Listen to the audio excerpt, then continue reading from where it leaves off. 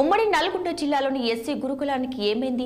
విద్యార్థులకు విద్యా బుద్ధులు నేర్పించే విద్యాలయాలు మృత్యు నిలయాలుగా మారటానికి కారణమేంటి? నెల రోజుల గడువులోనే 4 విద్యార్థులు ఆత్మహత్య చేసుకోవడం సంచలనంగా మారింది.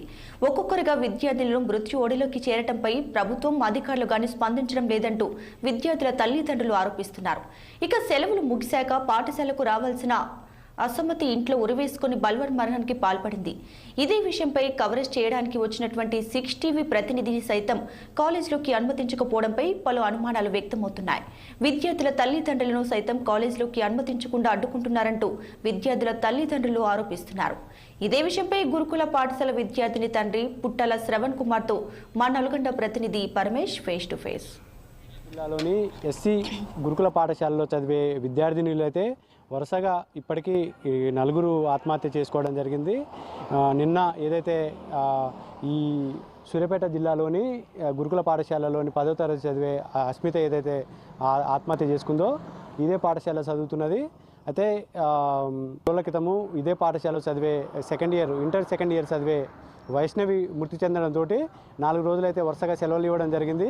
ఈ సెలవులు ఇచ్చినటువంటి నేపథ్యంలో విద్యార్థులు మొత్తం తల్లిదండ్రుల ఇంటికి వెళ్ళడం జరిగింది. నిన్న శనివారం ఏదైతే ఈ 4 రోజులు సెలవులు ముగియడంతో ఈ అస్మితను స్కూల్కి తీసుకురావడానికి తల్లిదండ్రులు కూడా సిద్ధపడడంతో వాళ్ళు పనికి వెళ్ళిన సమయంలోనైతే వాళ్ళ ఇంట్లో హైదరాబాద్లో ఫ్యాన్కు ఊరేసుకొని ఆత్మహత్య చేసుకోవడం జరిగింది.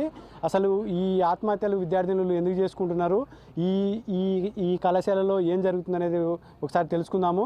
అయితే మనం ఇప్పటికే 1 గంట సేపటి నుండి ఈ కళాశాల ముందైతే ఉన్నాము.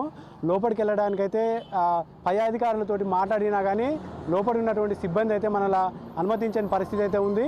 పై అధికారులు వెళ్ళి చూడొచ్చు అని చెప్పేసి అనుమతి ఇచ్చినా కానీ దీంట్లో ఉన్నటువంటి ఉపాధ్యాయులు కావచ్చు లేకుంటే సిబ్బంది కావచ్చు పోలీసుల పర్మిషన్ ఇక్కడ పోలీసులు ఉన్నా కానీ వాళ్ళ సమక్షంలో వెళ్ళి ఏం జరుగుతుందో తెలుసుకునే ప్రయత్నం చేసినా కానీ వాళ్ళు మాత్రం మనలా అనుమతించే పరిస్థితి లేదు.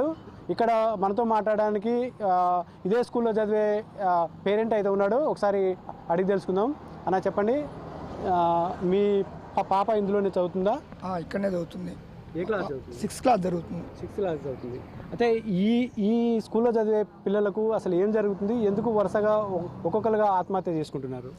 ఇక ఇప్పుడు ఏంటంటే అసలు ఏమన్నా మానసిక ఒత్తిడి పెడుతున్నారా ఈ సిబ్బంది కానీ అధ్యాపకులు కానీ, మరి ఇక్కడ ఏం తెలవట్లేదు. కొంతమంది పిల్లలు మాకు అన్నంలో రాళ్ళు వస్తున్నాయి, పురుగులు వస్తున్నాయి, ఈ సాంబారు పలసగా ఉందని చెప్పేసి ఇట్లా ఉన్న అధ్యాపక సిబ్బందికి చెప్పడం జరిగింది. మరి దానికి ఏమన్నా కారణంగా మీరు ఎందుకు ఇట్లా చెప్తున్నారు, మీరు పై అధికారులకు కూడా ఎందుకు చెప్తున్నారని చెప్పేసి ఇట్లా వీళ్ళని ఒత్తిడికి గురి చేసినట్టుగా పేరెంట్స్ మేము తల్లిదండ్రులు అందరం కూడా గుర్తిస్తున్నామండి. అదేవిధంగా ఈ వరుస ఆత్మహత్యలు కూడా మాకు చాలా బాధ అనిపిస్తున్నాయి. మొన్న వైష్ణవి ఇట్లా 10వ తారీఖు నాడే ఈ విధంగా జరిగింది, ఆత్మహత్య చేసుకుని ఇంటర్ విద్యార్థిని సెకండ్ ఇయర్. ఈరోజు మళ్ళీ అస్మిత ఆ అమ్మాయి ఈరోజు రావాల్సి ఉండే. మేము కూడా మా పిల్లల్ని రేపు సోమవారం కాబట్టి రేపు చదువుదాం అనుకుంటున్నాం వంశీ హాలిడేస్ సందర్భంగా. మళ్ళీ ఈ అమ్మాయి కూడా హైదరాబాద్లో ఆత్మహత్య చేసుకున్నాం. అసలు ఈ ఆత్మహత్యలు ఎందుకు జరుగుతున్నాయి, ఎవరికేం చెప్పకుండా సూసైడ్ ఎందుకు జరుగుతున్నాయి? మేము మా పిల్లల్ని ఏంటంటే చాలా కష్టపడి ఒక రక్షణ ఉంటుంది, ఇటువంటి సోషల్ వెల్ఫేర్ స్కూల్లో అయితే రక్షణ ఉంటుందని చెప్పేసి మేము స్కూల్లో పంపుతా ఉన్నాం. కానీ మాకు మా పిల్లల్ని విగత జీవులుగా వాళ్ళు మాకు చూపిస్తూ ఉన్నారు. మరి ఆత్మహత్యలకు కారకులు ఎవరో నిజాన్ని నిగ్గు తేల్చాల్సిన అవసరం ఉంది. మేము దీని మీద చాలా ఫైట్ చేస్తూ ఉన్నాం. అదేవిధంగా ఇంకోటి కూడా ఏంటంటే ఇక్కడ ఉన్నటువంటి జిల్లా మంత్రి కూడా ఇంతవరకు కూడా ఇప్పుడు అక్కడ వైష్ణవి చనిపోతే కానీ అస్మిత చనిపోతే కానీ అసలు ఏంటి అని వాళ్ళ కుటుంబాన్ని పరామర్శించడం కానీ ఈ యొక్క ఆత్మహత్యల మీద ఈ స్కూల్ మీద కానీ ఇంతవరకు అసెంబ్లీలో మాట ఎలాంటి చర్య కూడా జరగలేదు. మరి అంటే పిల్లలు ఇట్లా బడుగు బలైన వర్గాలు ఇట్లా చనిపోతే వీళ్ళకు ఈ రాష్ట్ర ప్రభుత్వానికి ఏమాత్రం అసలు శ్రద్ధ లేదా? మా పిల్లల భవిష్యత్తులు ఇంతైనా వాళ్ళకు రాజకీయాలు, కాళేశ్వరం, మేడిగడ్డ ప్రాజెక్టులే గుర్తొస్తున్నాయి తప్ప ఈ పిల్లల భవిష్యత్తు గుర్తు రావట్లేదు. మరి దీనికి కారకులు ఎవరో గుర్తించి ఈ రాష్ట్ర ప్రభుత్వం వెంటనే చర్యలు తీసుకోవాలి. లేకపోతే మాత్రం మేము ఎంతవరకైనా మా పేరెంట్స్ తల్లిదండ్రుల తరపున కూడా మేము ఎంతవరకైనా సిద్ధమే. ఇది ఇక్కడ ఉన్నటువంటి తాజా పరిస్థితి. కెమెరామెన్ శేఖర్తో పరమేష్, సూర్యాపేట. ఉమ్మడి